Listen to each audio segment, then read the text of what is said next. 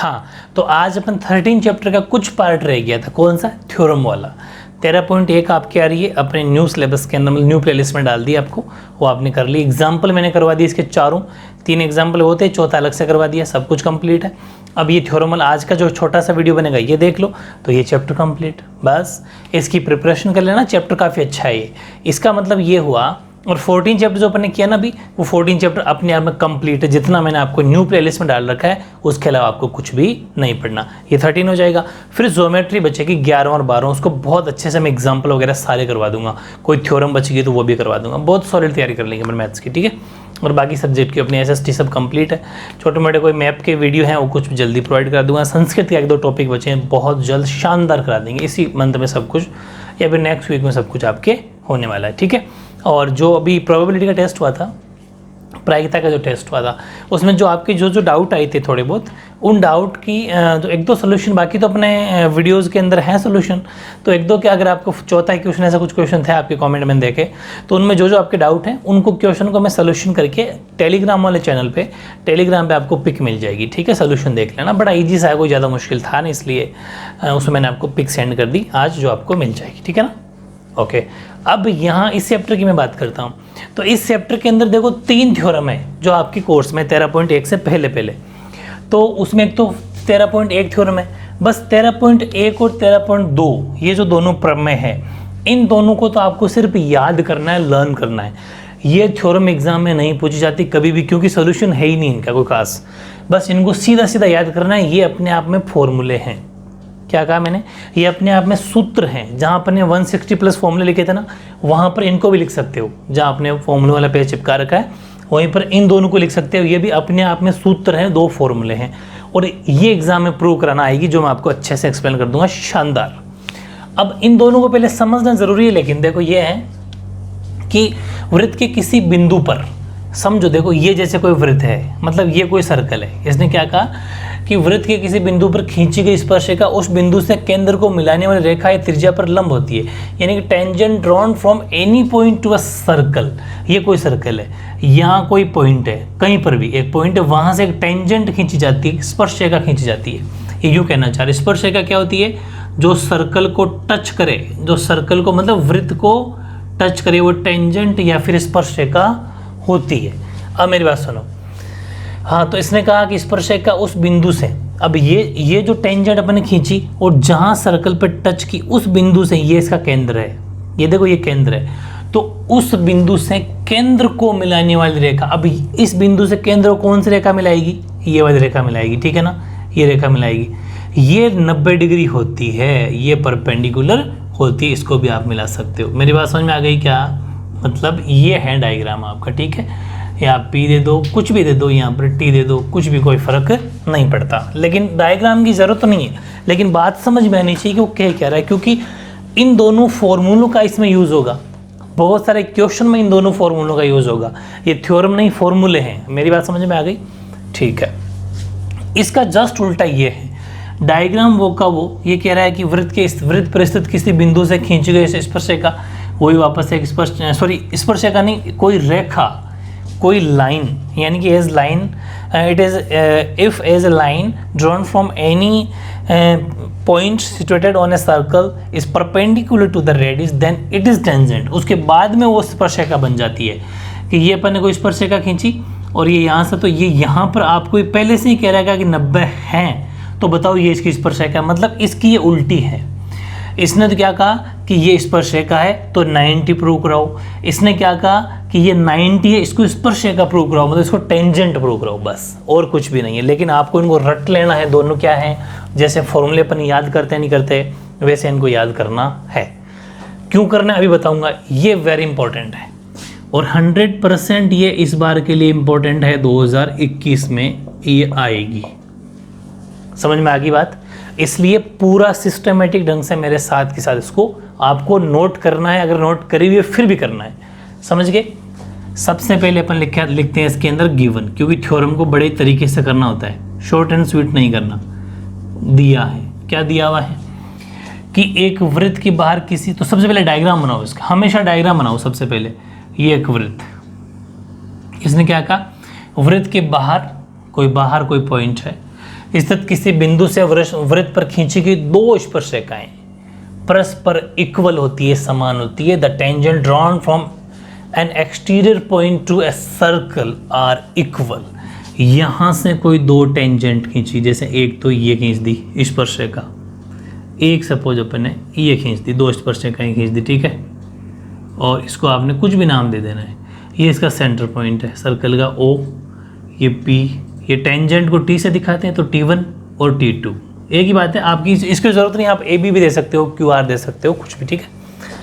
अब अपना डायग्राम में ये जो है क्वेश्चन ये है, प्रूव क्या करवाना है। सबसे पहले गिवन लिखो, दिया है, क्या दिया हुआ है कि PT1 व PT2 दो स्पर्श रेखाएं हैं। मेरी बात समझ में आ गई? यानी कि PT1 and PT2 are to tangents. ये बात समझ में आ गई? इसके बाद में क्या, ये दो टेंजेंट है और O इसका सेंटर पॉइंट है, छोटी सी बात O लिख देना, एंड O केंद्र है, O केंद्र है, मतलब O is a centre point, O पे सर्कल, O वृत्त का केंद्र है, O वृत्त का केंद्र है, O is a centre point of a circle. ये छोटी सी बात, थोड़ा अच्छा खासा स्टेटमेंट बन जाएगा। गिवन लिख दिया। अब मेरी बात सुनना, प्रूव क्या करवाना है, यानी कि सिद्ध क्या कराना है। सिद्ध कराना है कि जो दोनों टेंजेंट है, जो दोनों स्पर्शरेखाएं आपस में इक्वल हो जाए, मतलब कि जितनी PT1 है उतनी ही PT2 हो जाए। बात समझ में आ गई? मतलब दोनों आपस में इक्वल हो जाए, ये हमें प्रूव कराना है।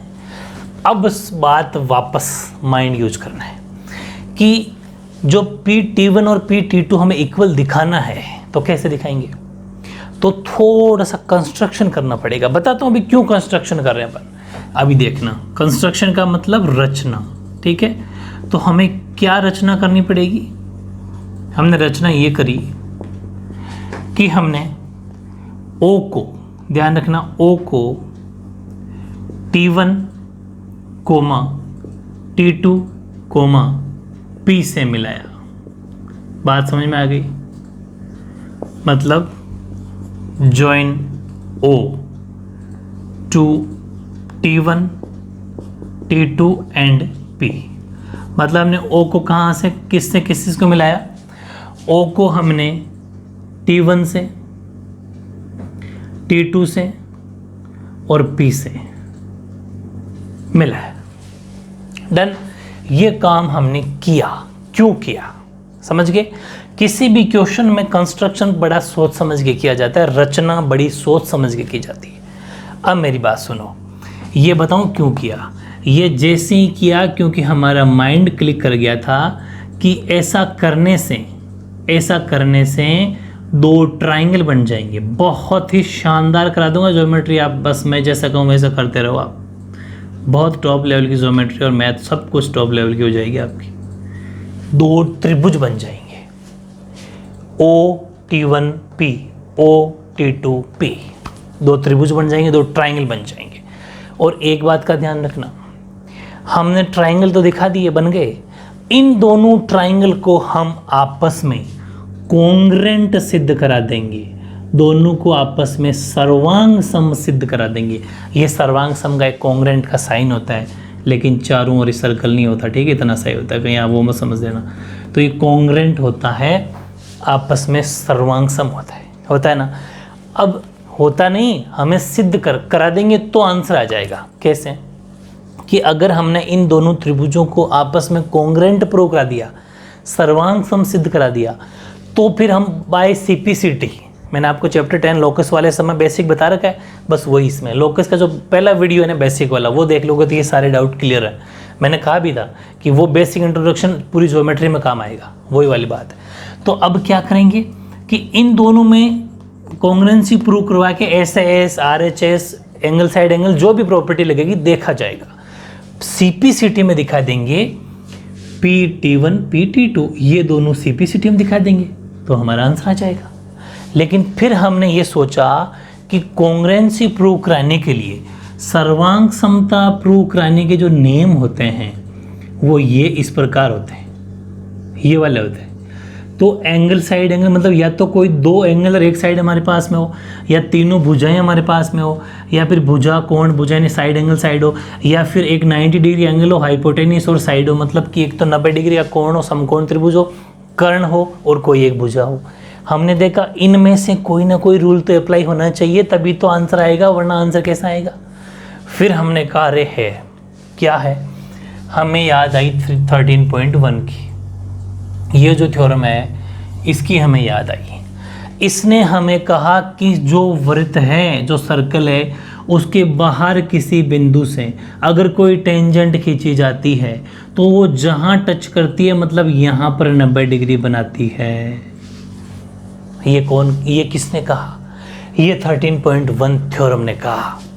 बस ये लिखना है सॉल्यूशन में, यहाँ लिखो प्रूफ, यानी कि उपपत्ति हिंदी में बोलते हैं इसको, ठीक है, यानी कि प्रमेय। अभी तो मैं शॉर्ट में लिख रहा हूँ, आपको एग्जाम में 13.1 के अनुसार लिख के नहीं आना। फिर बता दूँ अकॉर्डिंग टू थ्योरम 13.1 आपको ये नहीं लिख के आना, आपको ये पूरी 2 लाइन उतार के आनी है एग्जाम में। इतना सा लिख के मत आना, मैं बार बार कह रहा हूँ, ठीक है। आपको ऐसा लिखना है, हम जानते हैं कि वी नो दैट वृत्त के किसी बिंदु पर खींची गई स्पर्शिका उस बिंदु से केंद्र को मिलाने वाली रेखा पर लंब होती है। We know that tangent drawn from any point to a circle is perpendicular on the line which joins the centre. समझ में आ गई? ये यहाँ लिखनी है। अभी तो मैं समझाने के लिए आपको ऐसा लिख रहा हूँ, समझ गए? अगर ये ऐसा है तो इसका मतलब angle P T 1O equals to angle P T 2O each 90, मतलब कि दोनों 90 डिग्री है। मानते कि नहीं मानते? प्रत्येक समकोण, हिंदी वाले क्या लिख देंगे? प्रत्येक 90 डिग्री। समीकरण 1। बहुत टॉप लेवल का सॉल्यूशन कराऊंगा, नंबर 3 दिला के छोड़ूंगा। समझ में? एग्जाम में कितने नंबर का आ सकता है ये? 3 मार्क्स का। 3 में से 3 आएंगे अगर इस अकॉर्डिंग करोगे तो। शॉर्ट में करोगे तो नंबर शॉर्ट में आएंगे। अब सुनो, ये एग्जाम्पल थ्योरम बन गई 1। एक चीज़ तो ये आ गई, 3 चीज़ चाहिए ना, एक तो ये आ गई, एंगल तो आ चुका। फिर दिमाग लगाया अपन ने क्या कि दोनों में OP कॉमन है, दोनों ट्राइंगल में।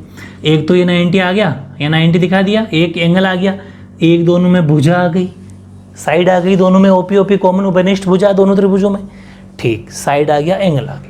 फिर हमने सोचा कि यार ये O से लेके T1 तक और O से लेके T2 तक ये क्या है? ये तो रेडियस है, ये तो रेडियस है, त्रिज्या है किसकी? सर्कल की। इसका मतलब रेडियस त्रिज्याएं तो आपस में बराबर होती है। इसका मतलब जितना OT1 है उतना ही OT2 है। ये साइड आ गई, बस इसकी कमी थी जो आज पूरी हो गई, मतलब अभी पूरी इसमें पूरी हो गई, ठीक है। अब क्या लिख देंगे? बस इतना सा चाहिए। अब हम लेंगे इन ट्राइंगल, बहुत ही शानदार है। इन ट्राइंगल कौन कौन से ट्राइंगल ले लूँ? वो 2 जो ऊपर वाले अपन लिए थे, OT1P एंड OT2P। हिंदी वाले क्या लिखेंगे? त्रिभुज OT1P व OT2P में। ये हिंदी वाले लिख देंगे, ये लिख दिया, क्योंकि इन दोनों में क्या क्या है वो देखो। OT1 equals to OT2 radius of a circle, radius of a circle, वृत्त की त्रिज्याएं। मानते हो? मानते हैं। एक बात। दूसरी बात, angle PT1O equals to angle PT2O from equation 1, समीकरण 1 से। समीकरण 1 ने कहा कि ये दोनों आपस में बराबर है, या लिया ये भी लिख सकते हो ईच 90 प्रत्येक 90 डिग्री। इसके आगे हो गया 2। तीसरी बात, OP कॉमन, OP बराबर OP कॉमन साइड, यानी कि उभयनिष्ठ भुजा।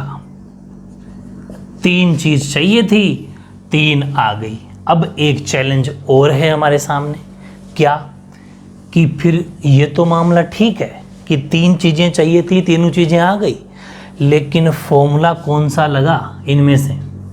तो आधू का मतलब 90% स्टूडेंट या 80% स्टूडेंट इस पर लगा के आएंगे, जो कि गलत है। क्यों गलत है? हर कोई सोचेगा कि 2 तो साइड है और 1 एंगल है, तो ऐसे नहीं, इसमें एक 90 डिग्री का एंगल है। लेकिन फिर सुन लेना, 90 डिग्री का होना राइट हैंड साइड को शो नहीं करता। 90 डिग्री के साथ साथ हाइपोटेन्यूस का होना भी जरूरी है। बात समझ में आ गई? RHS कब लगता है? राइट हाइपोटेनियस साइड, समकोण कर्ण भुजा नियम कब लगता है? जब 90 डिग्री हो एंगल और उसके साथ में कर्ण भी हो, हाइपोटेनियस भी हो, तब लगता है। अगर हाइपोटेनियस ना हो और 90 डिग्री हो तो इनमें से कोई लगेगा, एंगल साइड एंगल में से या फिर साइड एंगल साइड में से। समझ गए ना? कोरा या अकेला या केवल 90 डिग्री का होना RHS को शो नहीं करता। समझ गए? लेकिन हमारे यहाँ पर हाइपोटेनियस भी है। कैसे? कि यहाँ पर ये 90 डिग्री है, इसका मतलब 90 डिग्री के सामने वाली जो भुजा होती है, 90 डिग्री के अपोजिट जो साइड होती है, वो हमेशा हाइपोटेनियस होती है, कर्ण होती है। इसका मतलब ये वाली साइड तो हमने काम में ली है, इसका मतलब ये कॉमन साइड जो थी वो हाइपोटेनियस भी है, यानी कि वो कर्ण भुजा है, हाइपोटेनियस साइड। ये भी लिख देना आगे।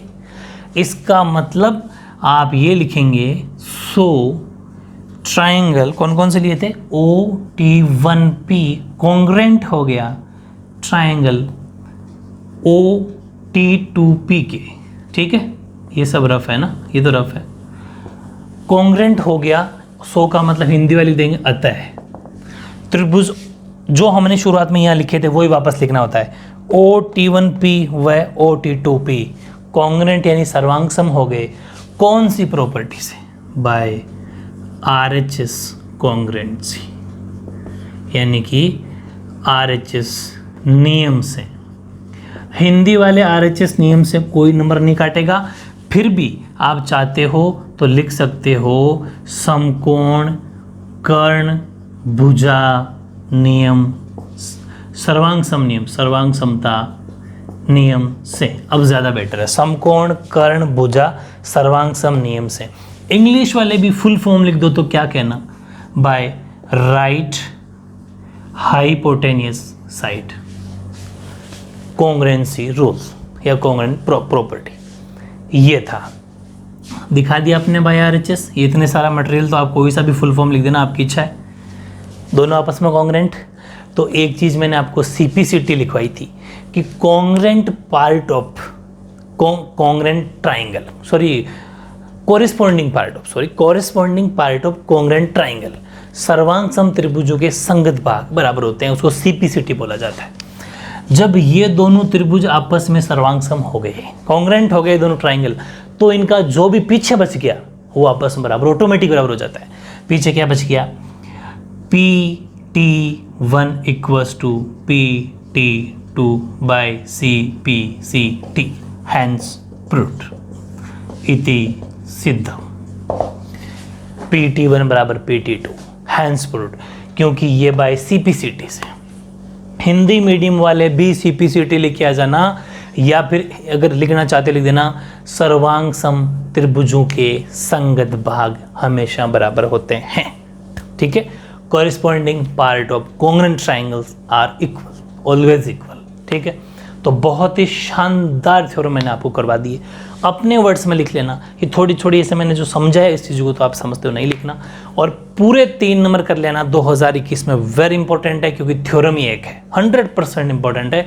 जो मेरी बात को मानता है, जो वाकई पढ़ना चाहता है, वो मेरी बातों पर ध्यान दे रहा होगा, ईमानदारी से टेस्ट भी दे रहे होंगे।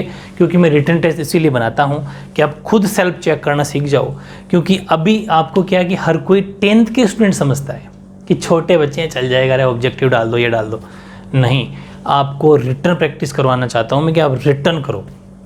चीटिंग करना होगी तो मैं अगर आपका ऑनलाइन टेस्ट लूँगा तो भी आप चीटिंग कर लोगे, क्योंकि वो तो आपके पास तो बुक्स है, मुझे तो आप दिख नहीं रहे कि आप क्या कर रहे हो। इसलिए जो आपको पेपर मिलता है बैठ के अच्छे से उसकी खुद सेल्फ लिख लो, 1-2 गलतियाँ आती है दोबारा कभी टेस्ट दे लो, गलतियों के मार्क्स काटो, खुद चेक करो। लाइफ में आगे बढ़ के खुद को खुद ही चेक करना पड़ेगा। इसलिए मैं चाहता हूँ कि अभी से आपकी हैबिट ये बन जाए। ठीक है, ओके।